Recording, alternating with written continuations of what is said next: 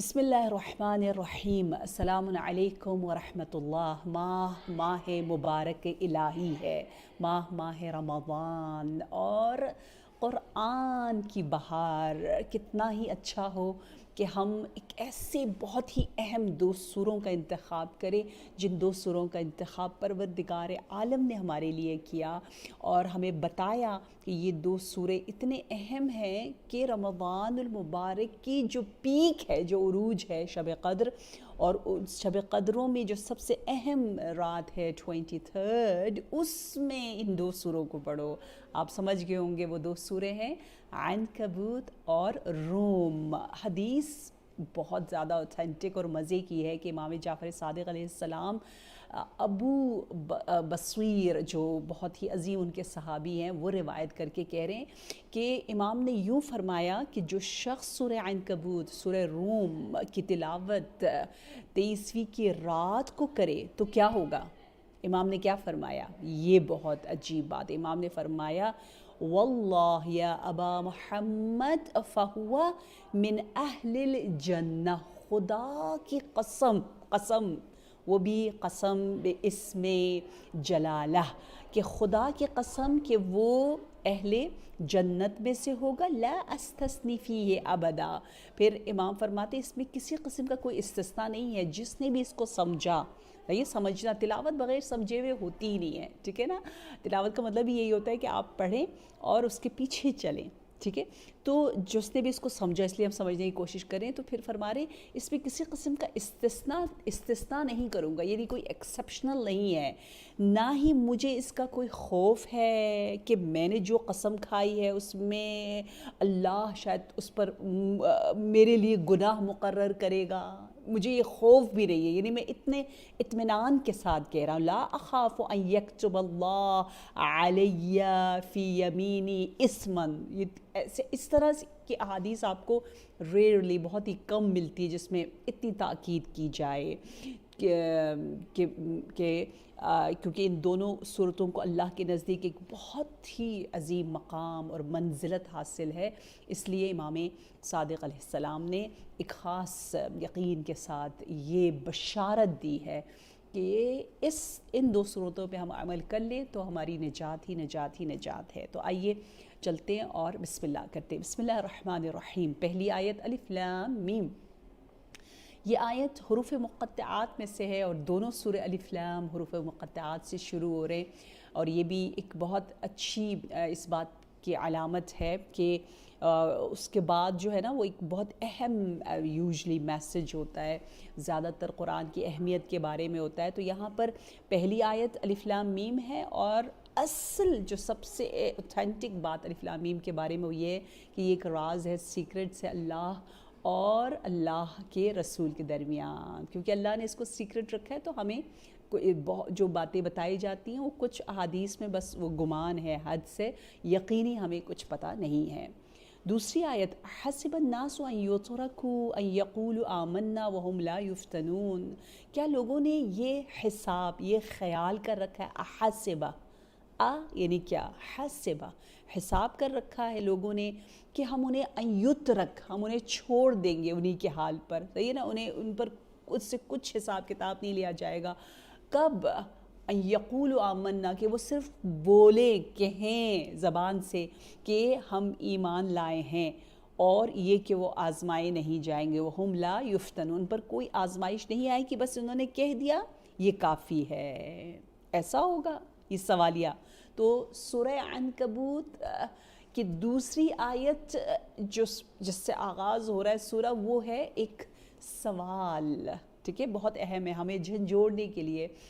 احسب الناس ان یترکوا ان یقولوا آمنا وهم لا یفتنون، کہ صرف زبان کے ہلا دینے سے، لب کی جنبش سے، صرف تلفظ کرنے سے کہ I'm a مؤمن، I'm a مسلم، مسائل حل ہو جائیں گے؟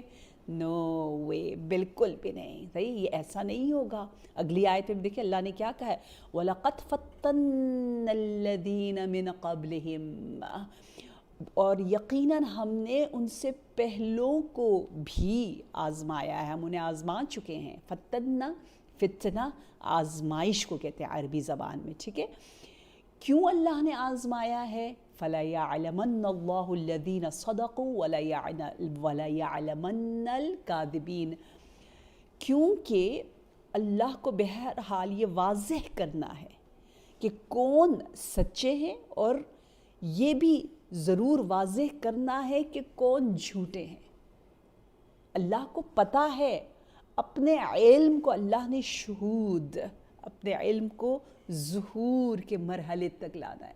لوگ کہتے ہیں نا اللہ نے پتہ کرنا ہے، اللہ کو کیا پتہ نہیں ہے؟ اللہ نے اپنے علم کے خاطر ہمیں آزمائش اور امتحان میں ڈالنا ہے۔ نعوذ باللہ، ایسا نہیں ہے، اللہ کو پتہ ہے، لیکن استحقاق this person is really deserve this reward or this status and درجہ، یہ ثواب کب ملے گا؟ اس وقت ملے گا جب وہ عمل کے میدان میں آئے گا، تو میں مستحق ہوں یا نہیں ہوں وہ پتہ چلے گا عمل کے ذریعے۔ دیکھیں نا، بغیر استحقاق کے اگر آپ ایسے ہی ثواب دے دیں، ایسے ہی عقاب دے دیں، تو یہ تو ایک عبث، بیہودہ، بے مقصد سا کام ہوگا نا۔ تو امتحان میں کیا ہے؟ ایک بہت ہی خوبصورت حکمت موجود ہے، اور مجھے یہ لفظ بڑا پیارا لگتا ہے، وَلَقَدْ فَتَّنَّا، یعنی اللہ کہہ رہے ہیں یہ جتنے بھی مشکلات آ رہی ہیں نا، یہ کبھی اپس کبھی ڈاؤنز لائف میں آ رہے ہیں، کبھی خوشیاں، کبھی غم، کبھی صحت، کبھی بیماری، کبھی عزت، ظاہرا لوگ بہت اپریشیٹ کریں، کبھی لوگوں کی طرف سے اپریسیشن نہیں ہوتی، اور کبھی دولت، کبھی غربت، یہ سب کے سب ایسی مفت میں لک نہیں ہے۔ قسمت ایسی جو ہمارے لغت میں ہم لوگ قسمت کہہ رہے ہوتے ہیں، ہمارے سلینگ لینگویج میں وہ والی قسمت نہیں ہے کہ ایسی ہم سے خدا نخواستہ کھیلا جا رہا ہو، نہیں، اللہ نے اپنے سے نسبت دی ہے۔ وَلَقَدْ فَتَّنَّا، ہم نے پہلے بھی آزمایا، ہم ہیں فتنہ یعنی آزمائش۔ اگر لغت میں دیکھیں نا، فتنے کا مطلب کو پتہ ہے کیا کہتے ہیں؟ عربی لغت میں سونے کو اگر آپ نے خالص کرنا ہے تو اس کو ایک ایسی گرمی اور حرارت اور آتش میں ڈال دیا جاتا ہے کہ وہ پگھل کے اس کا جو خالص حصہ ہے گولڈ، پیور گولڈ، وہ الگ ہو جاتا ہے۔ انسان کو خالص بنانے کے لیے اللہ ایسی آزمائشوں میں، ایسے ٹنلز میں ڈال دیتا ہے کہ جہاں سے وہ پیور اور خالص لوگ الگ ہو جاتے ہیں۔ ورنہ اگر آزمائش نہ ہو تو پھر کیا ہوگا؟ پھر آپ دیکھیں پتہ ہی نہیں چلے گا صادق کون ہے، کاذب کون ہے، مجاہد کون ہے، فراری کون، یہ سب برابر ہو جائیں گے۔ ایک مسلسل جہاد کر رہا ہے اور ایک بھاگ رہا ہے، دونوں برابر ہو گئے اگر آزمائش کے بغیر۔